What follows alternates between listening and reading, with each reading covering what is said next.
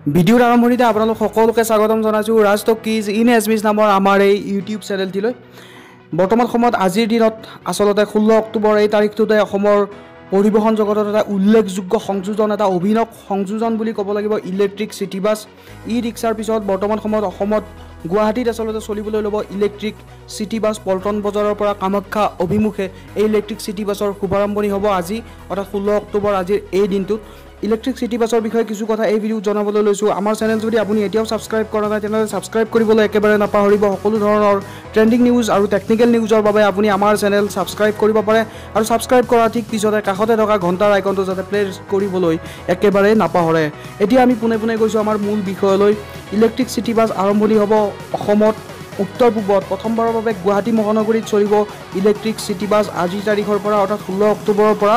ইয়াত কি সুবিধা দিয়া হৈছে আচলতে জনাবলৈ লৈছোঁ আপোনাক। ইয়াত AC থাকিব, লগতে ইলেক্ট্ৰিক যি চাৰ্জিং পইণ্টৰ ব্যৱস্থা কৰা হৈছে, মানুহে চাৰ্জ দিব পাৰিব, মোবাইলতে হওক বা অন্য যি ইলেক্ট্ৰিক ডিভাইচ থাকে, ইলেক্ট্ৰনিক ডিভাইচ সকলোতে চাৰ্জ দিব পাৰিব, এনেধৰণৰ ব্যৱস্থা ৰখা হৈছে। দেখা গৈছিলে যে প্ৰাইভেট কাৰ বা প্ৰাইভেট গাড়ীৰ সংখ্যা দিনে দিনে বৃদ্ধি পাইছিলে অসমত, যাৰ বাবে ট্ৰেফিক জামৰো কিছু পৰিমাণে সৃষ্টি হৈছিলে, লগতে বায়ু প্ৰদূষণৰ কথাও ক'ব লাগিব। কিন্তু ইলেক্ট্ৰিক চিটি বাছ অহাৰ পিছত, ইলেক্ট্ৰিক বাছ যেতিয়া আহি যাব, চলিবলৈ আৰম্ভ কৰিব গুৱাহাটী মহানগৰীত বা অসমত, তেতিয়া ক'ব পাৰি যে বায়ু প্ৰদূষণৰ লগতে শব্দ প্ৰদূষণো কিছু পৰিমাণে হ্ৰাস পাব।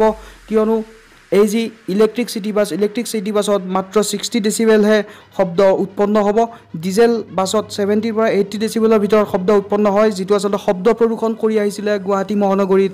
আৰু এই গুৱাহাটী মহানগৰীত যি ইলেক্ট্ৰিক চিটি বাছ হ'ব, তাৰ পিছত আশা কৰিব পাৰি বায়ু প্ৰদূষণ আৰু শব্দ প্ৰদূষণ দুয়োটা আচলতে কমি যাব কিছু পৰিমাণে হ'লেও। 200 কিলোমিটাৰলৈ চলিব এবাৰ চাৰ্জিঙত। চাৰ্জিং টাইম প্ৰায় 4 ঘণ্টা দিয়া হৈছে। ফাষ্ট চাৰ্জিঙৰ ব্যৱস্থা ৰখা হৈছে। বেটাৰী ৰখা হৈছে লিথিয়াম আয়ন ফছফেট বেটাৰী, যিটো আচলতে খুব ধুনীয়া লাইফ টাইম থকা বেটাৰী।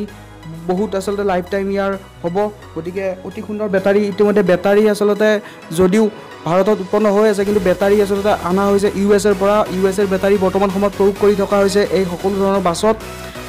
লগতে ক'ব লাগিব যে কিছু পৰিমাণে দামী হ'ব, আচলতে ডিজেল বাছতকৈ বহুত বেছি দামী হ'ব, প্ৰায় 3-4 গুণ দাম বেছিকৈ ভৰিব লাগিব যদিহে এই বাছ অসমত অনা হয়। পৰিবহণ বিভাগে কিছু পৰিমাণে খৰচ কৰিব লাগিব। এইখিনিতে জনাবলৈ লৈছোঁ দিল্লী, বেংগালুৰু, ৰাজকোট, হায়দৰাবাদ, হিমাচল প্ৰদেশ আৰু চণ্ডীগড়ত ইতিমধ্যে এই যি ইলেক্ট্ৰিক বাছৰ টেষ্টিং আৰম্ভ হৈ গৈছিলে, আৰু বৰ্তমান সময়ত অসমতো আমাৰ গুৱাহাটী মহানগৰীত উত্তৰ পূবৰ ভিতৰত প্ৰথমবাৰৰ বাবে গুৱাহাটী মহানগৰীত 16 অক্টোবৰ অৰ্থাৎ আজিৰ তাৰিখৰ পৰা এই বাছৰ সেৱা আৰম্ভ হ'ব। প্ৰথম 1 সপ্তাহৰ বাবে বিনামূলীয়া ভাড়া ব্যৱস্থা কৰা হৈছে। টেষ্ট ড্ৰাইভ দিয়া হ'ব, আচলতে টেষ্টিঙৰ বাবে প্ৰথম অৱস্থাত ৰখা হৈছে। ইয়াৰ পিছত যদি সকলো সুকলমে হৈ যায় তেনেহ'লে নিশ্চয়কৈ আশা কৰিব পাৰি অসমতো চলিব ইলেক্ট্ৰিক বাছ, আৰু প্ৰদূষণ কিছু পৰিমাণে হ'লেও নিয়ন্ত্ৰণ হ'ব। শব্দ প্ৰদূষণকে ধৰি বায়ু প্ৰদূষণ, লগতে মানুহে যদি এটা পাব্লিক ভেহিকেলত উঠাৰ চিন্তা চৰ্চা এটা যদি ট্ৰেণ্ড গঢ়ি উঠে তেনেহ'লে নিশ্চয়কৈ ক'ব পাৰি ট্ৰেফিক জাম কিছু পৰিমাণে হ'লেও কমিব। প্ৰাইভেট কাৰত সকলো ব্যৱস্থা নিজৰ বাবে ৰখা হয়, ঠিক তেনেদৰে পাব্লিক গাড়ীটো যদি এনেধৰণৰ ব্যৱস্থা থাকে, চাৰ্জিং পইণ্টৰ ব্যৱস্থা থাকে, AC থাকে, তেনেহ'লে নিশ্চয়কৈ মানুহে পাব্লিক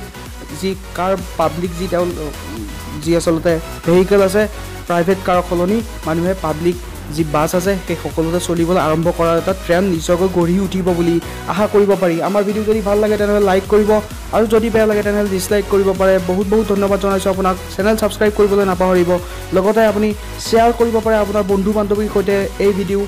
আজিলৈ সামৰিছোঁ, নমস্কাৰ।